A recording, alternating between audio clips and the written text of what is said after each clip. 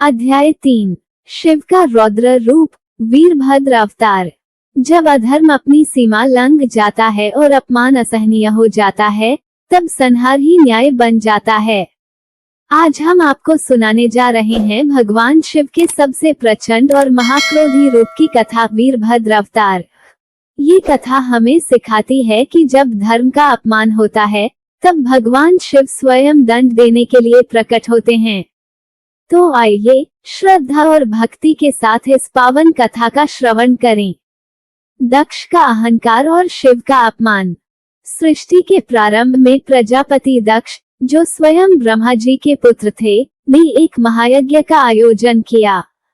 इस यज्ञ में सभी देवताओं और ऋषि मुनियों को आमंत्रित किया गया, लेकिन भगवान शिव को निमंत्रण नहीं दिया गया।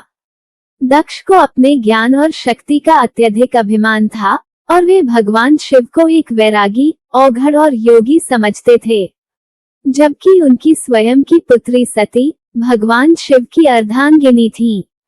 जब सती को इस यज्ञ के बारे में ज्ञात हुआ, तो उन्होंने भगवान शिव से वहां चलने का आग्रह किया, परंतु शिव ने कहा, जहां सम्मान न हो, वहां जाना व्यर्थ है। परंतु सती अपने पिता के इस अपमान को सहन नहीं कर सकी और वे अकेली ही यज्ञ स्थल पर पहुंच गईं। सती का बलिदान। जब माता सती यज्ञ स्थल पर पहुंची, तो वहां का दृश्य देखकर उनका हृदय विदीर्ण हो गया। यज्ञ में भगवान शिव का नाम तक नहीं लिया गया था। उनकी प्रतिष्ठा का अपमान किया जा रहा था। दक्ष ने अपनी पुत्री सती का भी अनादर किया। सती यह अपमान सहन न कर सकी और उन्होंने क्रोधित होकर घोषणा की, जिस शरीर ने भगवान शिव का अपमान सुना, उसका मेरे लिए अब कोई मूल्य नहीं। इसके पश्चात उन्होंने यज्ञ की अग्नि में कूदकर अपने प्राण त्याग दिए। यज्ञ स्थल पर हाहाकार मच गया। सभी देवता और ऋषिगण भयभीत हो गए। शिव का तांडव और वीरभद्र का प्राकट्य। जब भगवान शिव को ये समाचार मिला, तो वे महाक्रोध से जल उठे। उनके क्रोध से संपूर्ण ब्रह्मांड कांप उठा। उन्होंने अपनी जटा से महाक्रोधी वीरभद्र को उत्पन्न किया और आदेश दिया, जाओ, उस यज्ञ का विध्वंस कर दो और दक्ष को उसके अहंकार का दंड दो। वीरभद्र प्रकट हुए। उनका स्वरूप अत्यंत भयानक था। उनकी लाल लाल आंखें प्रलय की ज्वाला के समान जल रही थीं। उनका शरीर अग्नि के समान दीप्तिमान था। उनके हाथों में भयानक तलवार और अस्त्र शस्त्र थे।